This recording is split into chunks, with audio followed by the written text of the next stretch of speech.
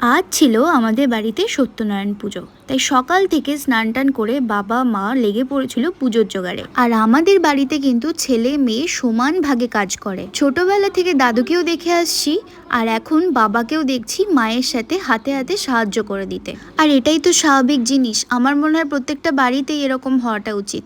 সে যাই হোক, আমিও সকাল সকাল ঘুম থেকে উঠে স্নান করে একটু লেবু জল খেয়ে নিচ্ছিলাম। তারপর আমার বাড়িতে পুরোহিত মশাই চলে এসেছিল আর মা জলধারা দিয়ে তাকে প্রবেশ করালো।